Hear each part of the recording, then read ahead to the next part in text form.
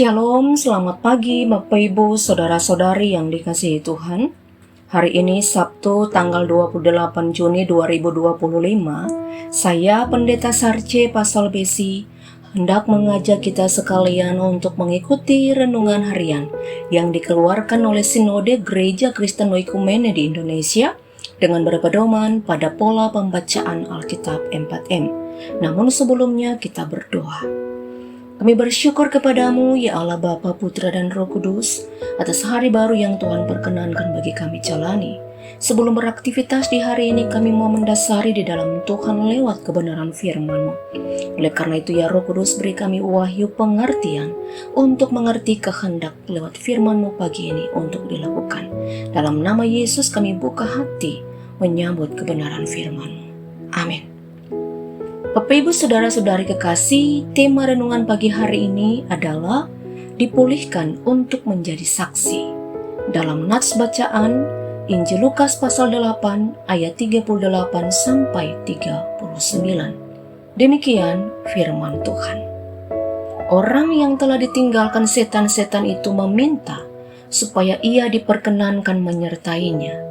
Namun Yesus menyuruh dia pergi, katanya, "Pulanglah ke rumahmu dan ceritakanlah segala sesuatu yang telah dilakukan Allah kepadamu."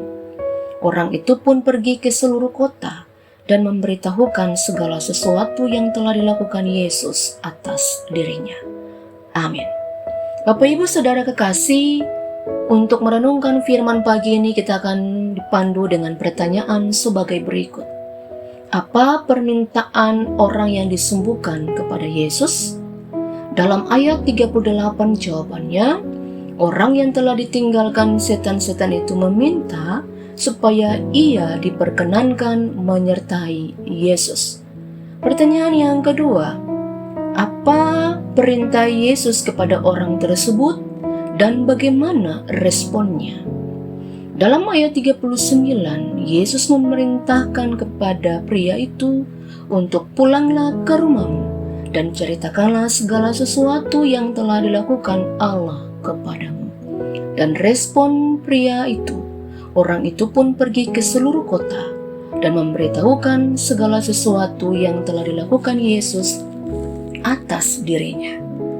Bapak Ibu Saudara kekasih, setelah bertahun-tahun hidup dalam kegelapan dan penderitaan karena dibelenggu oleh kuasa jahat, pria di Gerasa telah menemukan pemulihan dan kebebasan di hadapan Yesus. Setelah Yesus memulihkan hidup orang yang kerasukan itu, tentu saja pria ini ingin tetap dekat dengan Yesus sebagai sumber pembebas dan pemulihnya. Ini adalah kerinduan yang alami bagi setiap orang yang telah mengalami sentuhan kasih dan kuasa Yesus. Namun Yesus memiliki rencana lain. Yesus tidak menahan pria Gerasa ini di sisinya. Sebaliknya, Yesus memberikan perintah untuk pulanglah ke rumahmu. Yesus mengutusnya untuk tinggal di masyarakat yang sebelumnya mengucilkan dan mengabaikannya. Mengapa demikian? Karena pemulihan yang sejati tidak hanya untuk kepentingan pribadi saja. Pemulihan dari Tuhan selalu memiliki tujuan besar, yaitu untuk kemuliaan Tuhan dan kebaikan orang lain. Yesus memerintahkan pria di Gerasa untuk menceritakan segala sesuatu yang telah diperbuat Allah kepadanya. Ini adalah sebuah mandat, sebuah panggilan untuk bersaksi. Yesus menyuruhnya menceritakan kisahnya sendiri, apa yang telah Tuhan lakukan baginya, yang sebelumnya tidak waras menjadi waras, yang dulunya tidak berpakaian sekarang berpakaian, yang dulunya tinggal di pekuburan sekarang tinggal di rumah. Dan akhirnya pria itu pergi ke seluruh kota untuk menceritakan apa yang sudah Tuhan perbuat dalam hidupnya. Dia taat menceritakan apa yang sudah dialami kepada masyarakat di Gerasa. Bapak Ibu Saudara, panggilan ini juga berlaku bagi kita. Panggilan untuk bersaksi, itulah panggilan kita bersama. Setelah kita yang mengalami pemulihan dari Tuhan, entah itu dari dosa-dosa kita, dari penyakit kita, atau dari kegelapan spiritual yang mengikat kita, maka kita dipanggil kembali ke rumah kita, lingkungan kita, teman-teman kita, dan komunitas kita. Dan di sana kita diminta untuk bersaksi tentang apa yang telah diperbuat Tuhan bagi kita. Menjadi saksi bukan berarti kita harus berkhotbah di mimbar atau melakukan mujizat, tetapi kita memperkenalkan Tuhan kepada orang lain melalui kehidupan dan cerita kita. Yesus tidak hanya mengubah kita atau memulihkan kita, tetapi Dia mengutus kembali kita ke tempat kita sebagai saksi, kasih, dan kuasanya yang tidak terbatas itu. Oleh karena itu, saudara kekasih, jangan biarkan pemulihan itu hanya berlaku pada diri kita semata.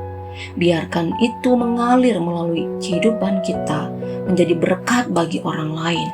Karena ketika kita bersaksi tentang Tuhan dan kebaikan dan kuasanya, kita tidak hanya memuliakan nama Tuhan, tetapi juga membuka jalan bagi orang lain untuk mengalami pemulihan yang sama. Berdasarkan firman Tuhan ini, maka pelajaran bagi kita adalah pemulihan yang kita alami bukan hanya untuk diri sendiri, tapi tujuan Tuhan memulihkan kita agar kita menjadi alatnya untuk memberitakan kebaikannya atau bersaksi kepada orang lain. Yang kedua, kesaksian hidup kita itu penting. Kisah hidup kita telah Tuhan ubahkan adalah alat ampuh untuk menjangkau orang lain. Anda tidak perlu menjadi seorang teolog atau pengkhotbah di mimbar. Cukup ceritakan apa yang telah Tuhan lakukan dalam hidupmu. Mari kita bagikan firman Tuhan ini bagi setiap orang yang kita jumpai dalam kehidupan kita, agar pemulihan yang mereka alami memotivasi mereka untuk terus bersaksi tentang Tuhan. Kita berdoa. Bapa di sorga, kami bersyukur buat firman pagi hari ini. Biarlah firman ini mengajarkan kami, mengingatkan kami, agar setiap pemulihan, kebebasan yang dianugerahkan Tuhan bagi kami, memotivasi kami untuk terus bersaksi menceritakan apa yang Tuhan perbuat dalam hidup kami bagi orang lain, agar kehidupan orang lain juga mengalami pemulihan yang sama sebagaimana Tuhan perbuat bagi kami. Oleh karena itu, Kristus mampukan kami untuk terus bersaksi dalam hidup kami, lewat cerita kami, bahkan dalam kehidupan kami. Dalam nama Yesus kami berdoa dan bersyukur atas firman Tuhan pagi ini. Amin. Selamat pagi, selamat beraktivitas, Tuhan Yesus memberkati.